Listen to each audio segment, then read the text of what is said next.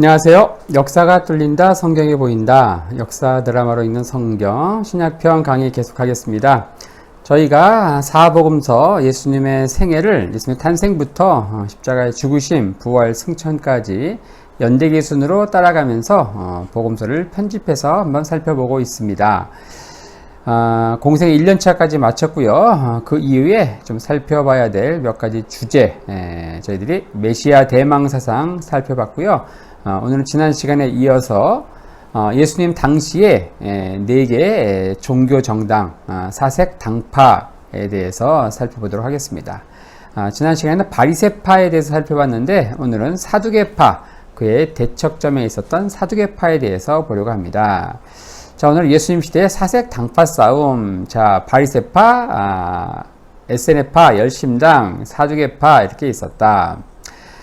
예수님이 사역하셨던 주 1세기 당시 사회 분위기, 종교적 분위기에서 절대 잊지 말아야 될 굉장히 중요한 주제가 있었다 그랬죠. 그것은 바로 메시아 대망사상이다. 그러니까 메시아가 곧 오신다는 거예요. 메시아가 오실 날이 임박했다. 천지개벽, 경천동지할 날이 머지 않았다는 거예요. 자, 그럼 어떻게 될까요?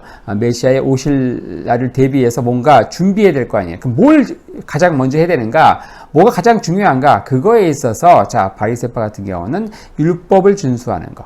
모세오경에 나오는 613개의 율법을 철저히 지켜야 된다. 최소한 본토 이스라엘 땅에 거주하고 있는, 저 디아스포라는 차치하고라도 이 본토 이스라엘 땅에 거주하고 있는 이 유대인들만이라도 모세오경에 나온 613개 율법을 철저하게 지켜야 된다고 얘기했고요. 이 에세네파 같은 경우는 차라리 저 광야에 가서 독자적인 공동체, 마치 중세 수도원과 같은 공동체를 이루면서 자신들을 빛의 자녀, 그 공동체 밖에 있는 사람들을 어둠의 자식들이라고 하면서 이제 오실 날을 이제 기다렸죠. 마치 오늘날 얘기하면 다미 선교회 뭐 이런 거하고 비슷하죠. 종말이 가까웠으니까 자기들끼리 이제 가서 순수성을 지키면서 메시아를 기다리는 것이죠. 그리고 열심당 같은 경우는 어때요? 무력으로 당시 이제 로마의 압제하였으니까 그 이방 압제에 벗어나기 위해서 자신들의 롤 모델이 누굽니까? 마카비 혁명처럼 성공했던 그 마카비 혁명처럼 저희들이 무력 봉기를 이제 일으켜가지고 로마의 압제자를 몰아내서 메시아의 통치를 기다려야 된다고 얘기한 겁니다. 사두개파 같은 경우는 성전에서 드려지는 희생 제사를 철저하게 모세오경에 기록된 대로 철저하게 지킴으로써 메시아의 날을 앞당길 수 있다, 기다릴 수 있다, 준비할 수 있다, 그렇게 얘기한 것인데, 자, 대략 제가 살펴봤던 이 예수님 당시의 사색 당파의 핵심 강령과 별도로 오늘은 지난 시간에 이어서 사두개파에 대해서 조금 심도 있게 한번 살펴보려고 합니다. 사두개파, 그들의 슬로건은 뭔가? 철저한 모세오경 신봉이다, 이렇게 얘기할 수 있죠. 자, 이 성경에는 이 사두개파에 대한 지식이 이제 아주 빈약하게 언급돼 있죠. 자, 그래서 요세푸스의 글이나 신약 성경, 랍비 문학에 산발적으로 등장하는 자료만을 의지해서 재구성할 수밖에 없습니다. 게다가 이 바리새파들이 남긴 그 랍비 문학의 글에 자신들의 경쟁 당파였던 사두개파에 대한 언급들이 나오는데, 자신들의 경쟁자들이니까 어떻겠습니까? 호의적인 글들이 별로 없겠죠. 이런 것들을 좀 감안하고 우리가 봐야 될 것 같습니다. 역사와 유래에 대해 살펴볼 필요가 있는데, 저희들이 많은 부분 이 바리새파와 겹친다. 바로 하시딤이라고 불리는 경건주의자 이야기했습니다. 그들이 주도하에 마카비 혁명이 일어났고, 그게 성공해서 마카비 왕조가 세워진다. 왕조가 세워지고 이제 혁명이 성공하면서 그 혁명에 가담했던 이 경건주의자, 이 하시딤 그룹이 2개의 정파로 나뉜다고 했죠. 그러니까 이 사두개파의 유래 역시 이 바리새파와 마찬가지로 마카비 왕조의 출범, 그때 시점으로 보는 것이 맞다는 것이죠. 이 사두개파의 이 사두개라는 말이 뭔가? 이 사두개, 뭐 진돗개, 뭐 풍산개, 뭐 강아지 이름 아닙니다. 이 사두개는 뭔가? 사두개. 우리 바리새 얘기할 때 이 바리새가 뭐냐 할 때 이 바리새는 영어 성경에 페러시 이 단어를 그냥 우리말식으로 읽은 게 바리새라고 했죠. 근데 영어의 그 페러시는 뭐냐? 페러시. 그거는 히브리어의 푸르심, 이게 뭐뭐로부터 구별된다. separate from, 푸르심, 그게 영어의 페러스가 됐고, 그게 우리말의 바리새가 됐다. 이렇게 얘기했죠. 자, 그러면 이 사두개는 뭐냐? 이 사두개는 바로 다윗 왕 때의 대제사장이었던 누굽니까? 사독에서 그 이름이 기원한다. 이렇게 학자들이 얘기하죠.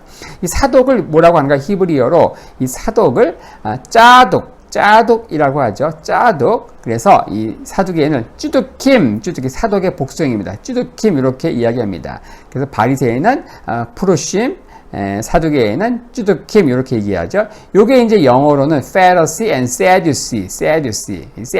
요게 이제 사두개 이렇게 된 건데, 어쨌든 다윗 왕 때의 대제사장이었던 그 이 사독에서 기원한 말이 이제 사두개다. 그걸 기억하시면 좋고요. 이들의 당파의 구성원들이 누구였는가? 자, 바리새파 같은 경우는 일반 평민, 이 평민들이 이제 이 당원이었다고 하면은 평민 가운데 열심히 율법을 공부해가지고 랍비가 되면서 마치 이제 개천에서 용나는 그런 일들이 이제 많이 가능했거든요. 하지만 이 사두개파 같은 경우는 그렇지 않습니다. 태생이 금수저인 사람들, 날 때부터 완전히 귀족, 이 부유한 이 제사장 그룹, 귀족 계층을 중심으로 형성됐던 게 바로 이 사두개파다. 그들이 성전에서 드려진 희생 제사, 그 바로 이제 제사장들이겠죠. 레위인들이겠죠. 바로 그들이 이 사두개파를 구성했다. 자, 이들은 이방 권력과 적극적으로 협력한 정치적 현실주의자다. 이렇게 기억하시면 좋습니다. 왜냐, 이들이 당시 종교, 정치적 권력을 잡고 있었기 때문에 아무래도 그 땅을 압제하고 있던 로마 권력층과 자신들의 어떤 정치적 기득권을 유지하기 위해서 뭐 현실적으로 이제 타협할 수밖에 없었던 것이죠. 그들을 바라보는 또 민중들의 또 관점은 어떻습니까? 매국노, 친일, 우리로 얘기하면 이제 일제시대 때 친일파에 해당하는 게 당시 사두개파를 바라보는 당시 민중, 대다수 이 바리새파에 속해 있던, 바리새파를 또 지지했던 민중들의 곱지 않은 시선이었다. 그렇게 기억하시면 좋겠고요. 자, 그리고 이 사두개파의 가르침과 강령들에 대해서 살펴볼 필요가 있는데, 요거 이제 슬라이드가 마쳐 준비가 안 됐네요. 그냥 말로 이렇게 설명을 하겠습니다. 자, 이들의 가르침은 한마디로 이제 율법에 있어서는 이제 희생제사와 관련된 것들만 인정했다. 모세오경에 다양한 율법들이 나오거든요. 총 613개 율법. 하지만 그 가운데서 희생제사를 드리는 것과 관련된 100여 개의 율법만을 인정했고요. 그리고 성경에서도 이 모세오경만을 정경으로 인정했다. 자, 우리에게는 성경이 구약과 신약이 있지만 유대인들에게는 이제 당시에 뭐 지금도 마찬가지지만 당시에는 구약 성경밖에 없었죠. 그들에게 구약 성경이 성경이다. 이 구약 성경이 크게 세 개의 부분이 있죠. 바로 모세오경과 선지서, 그리고 이제 역사서가 있는데, 바로 이 바리새파 같은 경우는 세 개를 다 인정했어요. 하지만 그 중에서 이 사두개파 같은 경우는 이 모세오경만을 인정했다. 모세오경. 그리고 이 바리새파에서 인정하는 구전율법은 이제 철저하게 무시했다는 것이죠. 자, 모세오경에 기록된 율법, 그 중에서도 이 희생제사와 관련된 율법만을 인정했다. 모세오경을 제외한 나머지 선지서와 시가서의 권위도 인정하지 않았던 것. 그리고 예수님이 이 바리새인과 이 부활에 대한 논쟁을 벌일 때 예수님께서 인용하신 말씀도, 그래서 뭐 다니엘서라든지 뭐 이사야서라든지 뭐 이 부활의 교리가 더 명확히 드러나는 그 선지서 구절이 아닌 그들이 인정하는 그 모세오경에 나오는 구절, 구체적으로 하면 출애굽기 3장 6절 아브라함의 하나님, 이삭의 하나님, 야곱의 하나님이라고 모세에게 이제 자기 자신을 설명하는 그 구절, 출애굽기 3장 6절, 이 모세오경에 해당하는 구절을 가지고 예수님께서 이제 부활이 없다는 사두개인들과 논쟁을 벌일 때 그 말씀을 인용하셨다는 것입니다. 자, 두 번째로 이들의 가르침과 강령 가운데 중요한 게 뭔가? 바로 신학적인 보수성과 경직성이라는 거예요. 이 사두개파는 당시에 이제 또 이 바리새파에서 인정했던 뭐 천사론, 악마론, 천국과 뭐 지옥, 뭐 부활과 관련된 이런 견해들을 전부 거부했다. 뭐 그런 내용들이 사도행전 23장 8절에 나오죠. 이런 말씀이 있습니다. 이는 사두개에는 부활도 없고 천사도 없고 영도 없다 하고 바리새에는 다 있다 함이라. 이 말씀 기억하시죠?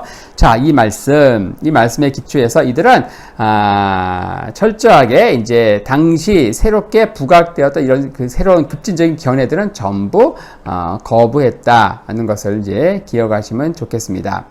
자, 그리고 예수님과 사두개파. 자, 가끔 이제 예수님께 호의적인 반응을 보였던 이 바리새인들이 있었죠. 그 바리새파 가운데 가는 니고데모라든지 뭐 아리마대 요셉이라든지 그런 이제 사람들이 있었지만은 이 복음서에 등장하는 사두개인들은 예외 없이 사도행전도 이어져서 마찬가지입니다. 예외 없이 예수님의 적대자로 등장한다. 그리고 그 중심에 당시 대제사장 그룹이었던 가야바 또 그의 장인이었던 안나스를 중심으로 한 대제사장 가게가 있었다는 것이죠. 자, 이 사두개파의 모습은 예수님의 공생의 마지막 해에 있었던 재판 과정에서 잘 드러나기 때문에 뒷부분에서 이제 공생의 마지막 사역을 살펴볼 때 더 자세히 한번 다뤄보고자 합니다. 자, 오늘 이렇게 해서 예수님 당시 사색 당파 가운데 이 사두개파에 대해서 한번 간략히 살펴보았습니다.